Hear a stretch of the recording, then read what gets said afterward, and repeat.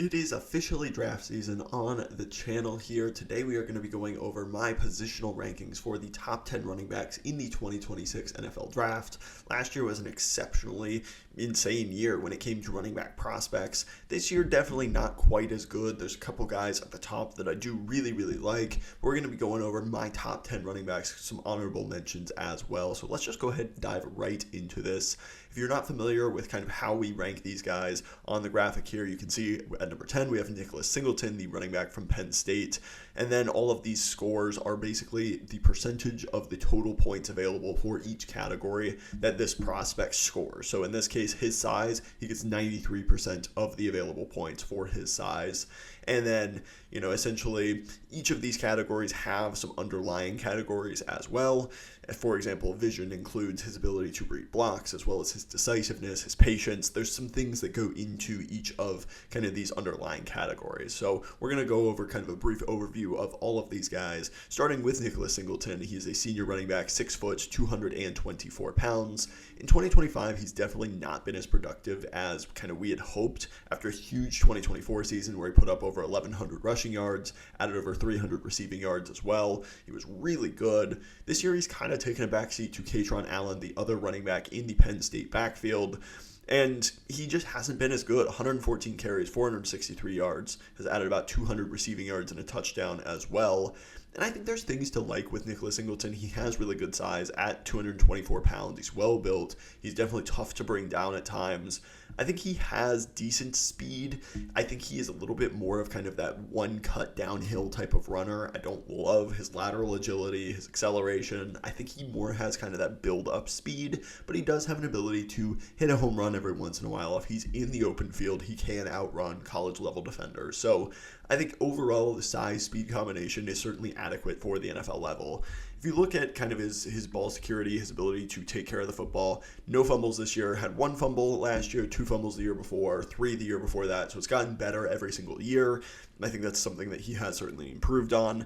But really where he thrives, in my opinion, is kind of as this receiving type back. As a receiver, he's a guy that absolutely has shown an ability to run routes, especially if you look at his 2024 tape. That's really where you can kind of see it, where Penn State is a much more competent team overall. The passing game was much more developed. I think he was showing an ability to route some guys up. He could take on linebackers, be a great check down option, be really effective on screens. And I think he's one of the best pass protectors in this class as well. He has good size, good willingness, pretty good technique to break down, set his feet. I think he's effective in that area. I don't love his vision. I think too often he is not hitting the right holes. He's not very elusive in the open field. As I mentioned, his cut ability, his lateral quickness, his ability to kind of jump cut into the next gap. I don't love that. I think he's just pretty stiff. And his contact balance is not as good as you would kind of hope for somebody that's 225 pounds. So overall, the dip in production, as well as some of these other factors, I just don't see Singleton as like a lead back in the NFL. I would take a swing on him sometime on in the middle to late day 3. Sometime I have a round 5 grade on him. I think he can be a really nice receiving back, but not somebody I see as kind of a guy that can be a true difference maker and just an ever down type back at the NFL level, though I do like him more than his teammate Kaytron Allen, who I do not have in my top 10 here. Next up at number 9, we have Jamari Taylor, the senior running back for Virginia, 5'9", 204 pounds. Had a pretty nice productive year, 187 carries, 917 yards, 13 rushing touchdowns, as well as 185 yards in the receiving game. Taylor was a transfer from NC Central in the FCS, has been really good since his transition to the ACC with Virginia. I think the biggest kind of upsides of his game is his speed, his burst, and his ability in the open field. He does threaten a big play regularly. He has decent vision, but I think inside the tackles, it sometimes gets a little bit muddied up too often for him. I think that's something he can continue to get better on. Really where he's effective is when he's able to get into space, hit the cut, and be able to just kind of go and hit that lane really hard. Use his speed and his athletic traits to blow past the second level and really threaten the big play. He has decent ball security. As a receiver, this is kind of the area I'd like to see him develop the most, because I think he's really going to have to succeed with his size and his kind of inability to really be a difference maker inside the tackles. I think where he needs to get better is being able to transition to a receiver, be a little bit more consistent. I think he's pretty reliable. He has decent hands. He's just not a huge difference maker. 35 receptions, 185 yards. That's just not a huge receiving profile. I also don't think he's a very good pass protector. Just doesn't really have the frame or the technique down to be really good in that regard. I do wonder if his athleticism is going to be difference making at the NFL level. I don't know if I see him as this truly special athlete, but I think that's where he wins the most. So I think there may be a little bit of a limited upside with a smaller frame, but I do like his big playability. There's a lot to like on film with some of the ability to hit the home run and be that change of pace type back. So for me, again, I kind of have a round 5 grade on him. I see him as a day 3 type of player, but a guy that can be a useful player in an NFL offense potentially down the road. Next up at number 8, we have Mark Fletcher Jr. from Miami. This dude is well built, 6'2", 225 pounds. He is kind of your ideal build for a power running back at the NFL level.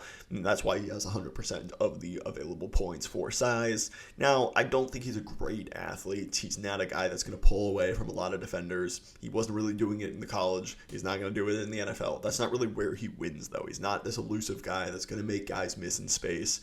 He will run you over, and he has good contact balance, has 3.5 yards after contact, which is a really good number at the college level.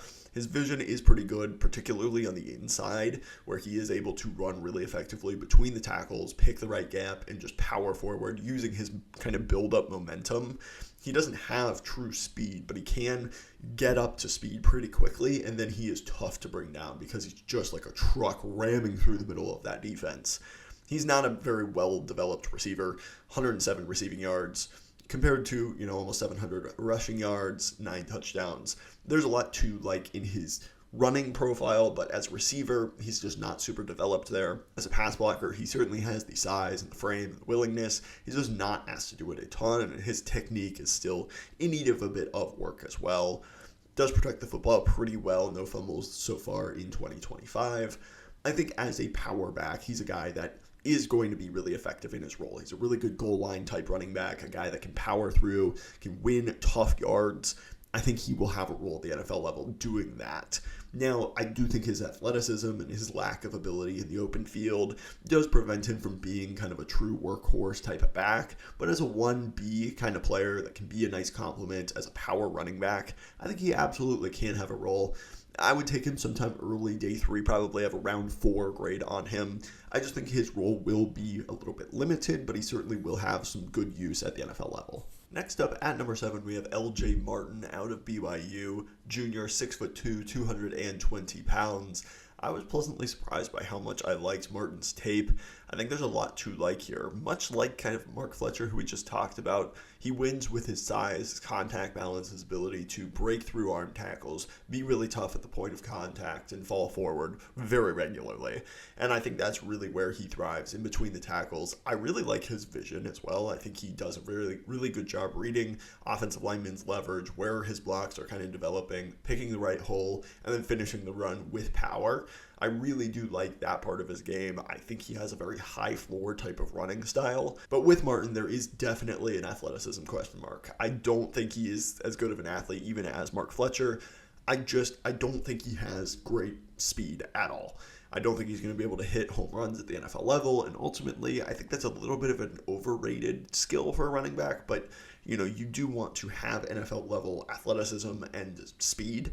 I think his 40 time may be more important than some other guys, because I just want to see if he can run at something in the 4.5s, 4.6s even. That would be all right. I'm just a little bit concerned with how fast he is, because the rest of his game is really well polished. He's probably the best pass protecting back in the entire class that I've watched. He's really good at setting his feet. He'll run guys around the edge. He has the great frame and size to take on blockers. He'll, lower his hips and be able to anchor pretty effectively against blitzers. I really like his pass protection ability. As a receiver, he's not really creating a ton of separation, running these elite routes, but he's a reliable underneath kind of receiver, and he's tough to bring down in space. So that's not a huge part of his game, but his pass protection is really good. If he can show he is kind of an NFL caliber athlete, I think Martin could be a really, really good player at the NFL level. I see him more as kind of a complimentary power back. He's really productive, over 1,100 yards and 8 touchdowns so far this year.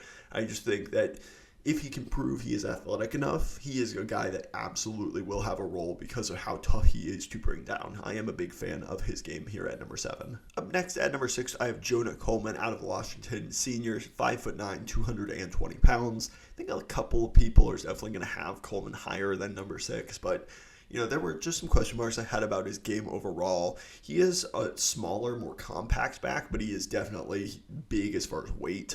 He's 220 pounds, so he's kind of got that bowling ball type of running style where defenders bounce off of him. He's tough to bring down. His contact balance is his best attribute outside of his ball security, where he does a really good job as well.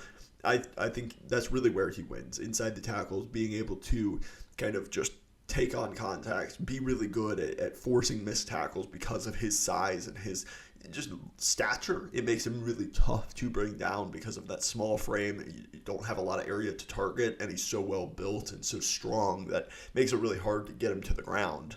I just think there's some concerns kind of with the rest of his game as a whole. His speed is something that I do question a little bit. He has those legs that move really fast, but because he's shorter, I think he doesn't necessarily go as far as some guys when he's moving that quickly. I think his vision is pretty decent, but it's still an area of his game where it's good, and then it's really bad where he'll just completely miss a hole. He'll try to bounce it outside and create a big play. So that's an area I do want to see him continue to clean up. As a receiver, he is useful, 335 yards for sure. A lot of that is on screens, designed touches, checkdowns. It's not like he is this dominant, route runner or anything like that, but he's absolutely a threat underneath.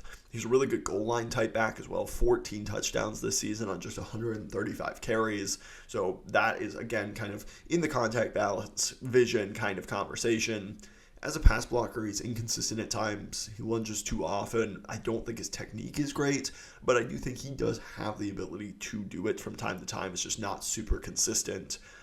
I just, as a whole, question his athleticism a little bit, his ability to make guys miss in the open field with his athleticism, his ability to turn, short yards into big chunk gains, I think is just a little bit of a question mark. But as a power runner in between the tackles, that's really where I think he thrives. His contact balance, his low stature just makes him really tough to get to the ground. I see him as kind of a late day 2, early day 3 type of pick. A guy that can be a contributor in your backfield, but probably not a guy that's going to be a lead back at the NFL level. Next at number 5, we have Haynes, the junior running back from Michigan, 5'11", 210 pounds. He is dealing with a foot ankle injury that has kept him out for the second half of the season. He would, it sounds like, be good to go if, he was drafted, but, hasn't played in a bit. Did have only one game so far this season that he did not get over 100 rushing yards in, though. Certainly been a big play type of threat, and that's really where I think he's thrived this season. His speed, his athleticism is certainly on display, and that's kind of a nice combination of, traits for him. 5'11", 210 pounds, that's well-built running back. That's pretty ideal size. Speed and burst is absolutely there. He went to Alabama, transferred to Michigan, so he's got kind of the big school type of ability, played in both the SEC and the Big Ten, 857 yards and 10 touchdowns and just 121 carries this year. He's got the production to back it up as well. I think there are areas of his game that I just was left wanting a little bit more. His down-to-down consistency on his vision, his contact balance, his elusiveness. These are all things that I think he showed really nice flashes of. His ability to fight through contact, break tackles, his ability to pick the right hole consistently, make guys miss in the open field. I thought he showed really good moments of all of that, but on a down-to-down basis, I was left wanting a little bit more in each of those categories. I also think in the receiving game, he's just not polished at all. Only 50 receiving yards on 13 receptions this year. Wasn't a big part of his game in Alabama either. As a pass blocker, he has the frame to do it, but he's just not asked to do it super often. Doesn't have a lot of experience doing it, and I don't think it's a major strength of his game at this point either. So I think he's a little bit underdeveloped in some of the areas where I think he can be really good. I could see him being a really good receiving back with his speed and his athleticism and ability in space. To me, though, right now, he's kind of most effective as a one-cut running back where he can plant his foot, read the hole, and then just burst into the second level, force bad angles from defensive backs who are surprised by his acceleration and speed. That's where I think he thrives the most right now. I just don't think he has this most holistic running back kind of game at the moment. I think there's just things he needs to improve on a little bit further where he could truly become, a special running back prospect. To me, I see him as kind of a round 3 type of player, a guy who could potentially lead a backfield, but likely is going to be in a committee, kind of a change of pace, 1A, 1B type of running back. And I think there's a decent chance Haynes may come back this year, but there are a lot of traits to like in his game, so I could certainly see him coming out and contributing to an NFL backfield in his rookie year. Next up at number 4, a guy I was a little bit surprised by how much I liked, Hollywood Smothers, the running back from NC State. Just a redshirt sophomore, 5'11", 195 pounds, so definitely a bit on the smaller side. 20-25 stats, 907 rushing yards, 6 touchdowns, as well as 176 receiving yards and a touchdown. There's some things to like in his game for sure. He's kind of a little bit of an undersized type back, but he does take on contact pretty well in between the tackles. I think he forces bad angles due to his speed, which is really probably his best attribute outside of his ball security, where he does a fantastic job taking care of the football. He just forces guys to miss in the open field, and he's kind of a big play threat just waiting to happen. I think his vision is good, and when he does hit the right hole, like I said, he has the athleticism, the ability inside the hole to make guys miss, to take it into the second level and force bad angles. That's really where he thrives. I think in the receiving game, there are moments where he looks really good out in space in particular, because like we said before, that's where he's the most dangerous, but he's just not super consistent at running routes. There are a couple drops on film. I want to see him have that be a really big part of his game, because as an undersized back, you got to kind of come up with creative ways to get him into space so that you can really use his athletic traits and his ability to make guys miss in the open field. And the receiving game is a big part of that. So I want to see that part of his game continue to develop. He's certainly not a well-polished pass protector as well. Wasn't asked to do it very often. When he was, there were decent moments on film, but I think there were too many times where his technique was off. He didn't know exactly what to do, and his frame isn't just the most conducive to being really good in that area. Overall, though, if you can get him into space, if you can, allow him just a sliver of a lane where he can hit that hole and burst through the second level, he has true home run speed. He has the ability to make a big play, make guys miss in the open field. And to me, that is the kind of running back that is really exciting, as kind of a change of pace type back. I see him as more of a third-round pick. Again, I don't know that he's a lead back in an NFL backfield, but he absolutely will have a role as kind of that change of pace type of guy, the guy that can come in, get you a big play when you need it. I think Smothers is a really interesting player that I do like a lot more than I expected, and have him at number 4 here in my rankings. Next up then, at number 3, we have Jadarian Price, the other Notre Dame running back, redshirt junior, 5'11", 209 pounds, on just 107 carries this year, 659 yards and 10 touchdowns. 3 receptions for 47 yards and a touchdown as well. So Price is a guy who has absolutely been overshadowed by Jeremiyah Love in this backfield, but he would be a star running back for almost any other team in the country. He has been, I think, really overlooked because just the lack of exposure, but man, is he talented. He has a great combination of size and speed. He's well built, 5'11", 210. That's kind of exactly what you're looking for in a running back. He has great speed and athleticism, forces bad angles in the open field because of that. He's really tough to bring down, has good contact balance. I really liked his vision as well. I thought he was really good at reading blocks, understanding leverage, knowing when and where to cut, use his elusiveness and his power to really be effective. I really liked him as a runner. I thought there was a ton to like, just with his ability inside the tackles, making guys miss, using his blocks to the fullest potential, and using his athleticism to pick up extra yards as well. There's a couple things I want to see him improve on. Ball security has 3 fumbles and just 107 carries. Absolutely needs to take better care of the football. And then in the receiving game and pass protection, Jeremiyah Love was asked to do a lot of this stuff for Notre Dame, which makes a lot of sense. He's kind of the more dynamic receiving threat, but Price just didn't have a lot of opportunities. Only 3 receptions so far this year. That's an area of his game that isn't necessarily bad. It's just underdeveloped and not something we've seen very much. I think if he can really turn that into a strength of his game, I think that would be huge for his profile. I think he has the frame to be a good pass protector. He just hasn't done it, really.